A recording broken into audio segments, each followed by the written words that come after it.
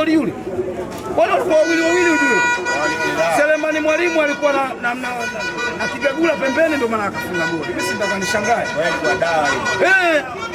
Wewe Yanga hii unafanya ushirikina mpaka dunia yote makasirika. Alafu unakuja kupata sare mbele ya Yanga. Unaonyesha ni kiasi gani wewe ni butu. Wewe ni butu. Sasa pengine TFF na bodi ya ligi wamefanikiwa kuyaondoa makosa hayo kupitia nini sasa? Wao wamezungumza kwa sababu walisema moja kati ya kikao cha masaa 72 walimbaini Duchu kwamba vitendo vya kishirikina. Nafikiri wengi mmeona Simba amehukumiwa kutokana na namna ambavyo alifanya matumizi ambayo sio sahihi ya kuingia uwanjani, na hivi ni vitendo ambavyo amekuwa akivifanya sana hata Benjamin Mkapa, lakini na hivi ndio vitendo vilivyofanya mpaka bodi ya ligi wakaja na huo mpango wa kuhakikisha wanakomesha hivyo vitendo, kwamba atakayebainika atapigwa adhabu, lakini pia pamoja na kukatwa alama 3. Kwa hiyo tuwaombe sana waende wakatekeleze kile walichokipanga. Sisi ni Watanzania, tunaweka kumbukumbu. Tuliweka kumbukumbu, walisema wao. Kwa nini tusikubali wakate alama 3? Simba anatakiwa apigwe alama 3. Sina taarifa ya kufungiwa kwa Selemani Mwalimu kama kuumiza sana. Lakini nitamani nini kifanyike? Sio Dar es Salaam Africans tu peke yake. Kitendo cha adhabu ya Selemani Mwalimu kimewaumiza watu wote wa mpira, wapenda soka katika ardhi ya Tanzania. Tumesikitishwa kwa sababu gani? Kwa nini usitende haki kwa watu wote? Selemani Mwalimu adhabu aliyopewa, kanuni, sheria iliyotumika ndio ile kanuni ambayo imekuwa ikiwaadhibu wachezaji wengine wote. Ali Aucho, Ibrahim Baka na wengine wachezaji kibao kama 5, 6, 7, 8 hivi ambao wamepata adhabu kupitia makosa yale. Lakini ukimwangalia Selemani Mwalimu amefanya kosa kama waliofanya wengine, alitakiwa na yeye adhibiwe michezo 5. Lakini kwa nini michezo 3? Na tumehoji uhalali wa kumpa mechi 3, adhabu ya mechi 3 unatoka wapi? Lakini vile vile tumehoji kwa nini kamati ya masaa 72 haikufanya kazi kwa mujibu wa jinsi ilivyo. Ilitakiwa kupitia michezo iliyokuwa imepita kwa muda wa masaa 72, lakini kamati imeenda kufanya kazi kwa wiki nzima. Hiyo ni kamati ya masaa 72 au ni kamati ya wiki nzima? Lakini pia mmehoji goli la Simba kukubaliwa. Ndio. Hata wewe unaweza kuhoji uhalali wa goli unatoka wapi? Yaani tujiulize kwamba ili liwe goli inatakiwa iweje? Wametumia kigezo gani kutambua kwamba lile ni goli halali? Ndio tunajiuliza sasa mimi na wewe kwamba uhalali wa goli unapolizungumzia goli halali ina maana yake kwamba limekubaliwa, si ndio? Sasa wewe umepata wapi mamlaka kulihalalisha kwamba lile ni goli? Unajua vitu vingine tunajitukana wenyewe. Hawa ndio wanaotuongoza kwenye mpira wetu. Kuna nyakati waheshimu mpira. Unaposema wamekataa goli halali, kwa ina maana mlikuja na matokeo yenu, si ndio? Lakini pia wametoa taarifa kwamba pia offside ya Dube ilikuwa ni halali. Ndio maana nakwambia kuna vitu wanatakiwa kujifunza. Kwanza ndio maana tuangalia hata Ulaya. Ulaya ukienda kuchunguza vizuri mpira wa Ulaya, ndio maana wamewekewa VAR. Kwa maana ya kwamba kuna yale makosa madogo, mwamuzi wa pembeni anaweza kaamuru hivi, kumbe sio. Ndio maana wanahitaji msaada wa kwenda kuangalia. Kwa nini wale wameongezewa msaada wa VAR? Kwa sababu wale ambao wanafuatilia mpira na wataalamu wanajua yapo mapungufu madogo ambayo yanaweza yakamfanya mtu aidha kwa bahati mbaya au kwa kutokuona vizuri.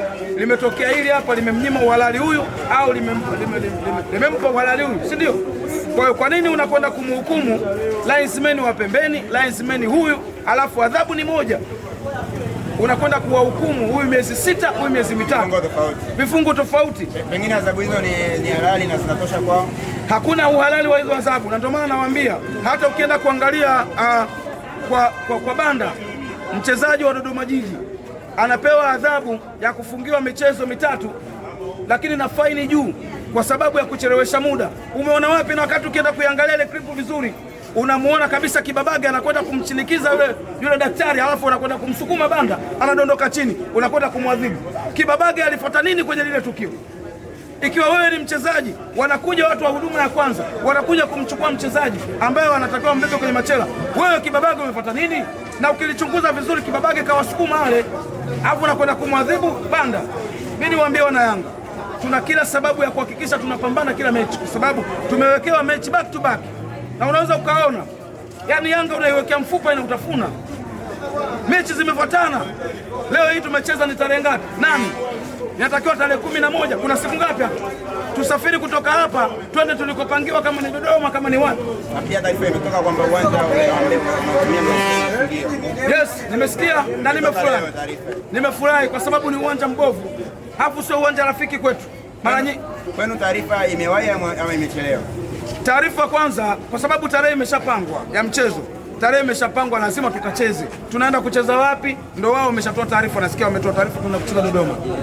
Sawa, ni vizuri, lakini tunawaambia wana Yanga tuna kila sababu ya kupambana sana. Nizungumze na matawi yote yaliyoko katika mji mkuu wa Tanzania, Dodoma. Hakikisheni mnafanya kila mnaloliweza kama wanachama, kama mashabiki wa Dar es Salaam Africans. Kabla timu haijafika, mnatakiwa kuwa na maandalizi nyinyi kama nyinyi, sababu tuna michezo mingi kunafuatana. Unaweza kuona tarehe 8 tumecheza, tunakwenda kucheza tarehe 11. Ni siku ngapi hapa za mapumziko? Chache sana. Lakini baada ya hapo tunataka tuende tukacheze na Azam tarehe 15. Ni siku ngapi hapo? Chache sana. Kwa hiyo kama tusipofanya maandalizi sisi kama matawi, tukawaachia viongozi, inakuwa sio sawa. Kwa tuna kila sababu ya kuhakikisha tunapambania timu, sababu tumepangiwa hivi karibuni. Hii kitu mbaya sana hii. Lakini unaweza ukaona tumepangiwa hivi, bado tunatafuna mifupa. Kuna mtu kutoka tarehe 1 mpaka tarehe 7 ana relax hapa mjini, anazurura na vigagula vyake, lakini ameshindwa kumfunga mtu goli nyingi. Mimi nimetoka tarehe 5 kucheza pale, nimekuja hapa nimempiga 5 kule, ukijumlisha hapa zile ngapi? 3 na hizi hapa ngapi? Mechi 2 na goli 10. Yaani hili ni kama 10 la mwisho lile la mwezi wa mtukufu Ramadhani, 10 la leo ukijumlisha. Ndio kakaa siku ngapi hapa katikati? Toka tarehe 1 mpaka tarehe 7 ndio anakwenda kucheza. Jana kamfunga mtu goli ngapi? 2. Mimi niliwekaa tarehe 5 nimecheza, na kuja kucheza tarehe 8 nimepumzika siku 2. Nimemshona mtu ngapi? 7. Uone kama watu hatari Yanga kabisa. Unamwangalia Mudathiri Yahya Abbas. Nimewaambia kabisa Mudathiri Yahya Abbas kuanzia leo ni kinyago cha Ronaldinho kinachoishi mjini hapa. Kinyago cha Ronaldinho kinachoishi mjini hapa. Hey! Ronaldinho. Wale wote wana Yanga tulikuwa tunatamani kumuona Pacome akipiga zile skizi zake pap. Sasa hivi zimehamia kwa Mudathiri Yahya Abbas. Kinyago cha Ronaldinho. Hawakatai, ila wanauliza walikuwa wapi kwenye dabi? Wakina nani? Hao kina Ronaldinho. Mudathiri Yahya Abbas, Ronaldinho wa Tanzania. Wewe ni shahidi. Naenda kafuatilie. Yusuf Kagoma alipigwa chenga moja, wameenda kumkuta Kigoma mwisho wa reli. Speed net mpaka Kigoma mwisho wa reli. Hasa itakuwa watoto wa polisi.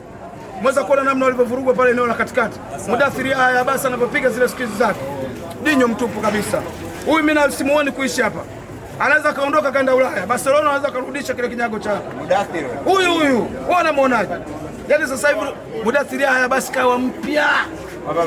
Kwamba maniwa simuone. Wakimuona kama imechelewa. Vitu walivyofanya pale ni Mbaraka, anaondoka. Anakwenda maniwa. Hatari, kwa umemuonaje? Mudathiri Yahya Abbas unamfananisha na nani katika nchi hii? Kama Yusuf Kagoma wamemkuta Kigoma kule mwisho wa reli. Chenga moja tu kapita mitaa mbalimbali huyu mpaka Kigoma mwisho wa reli. Shukrani sana. Asante sana.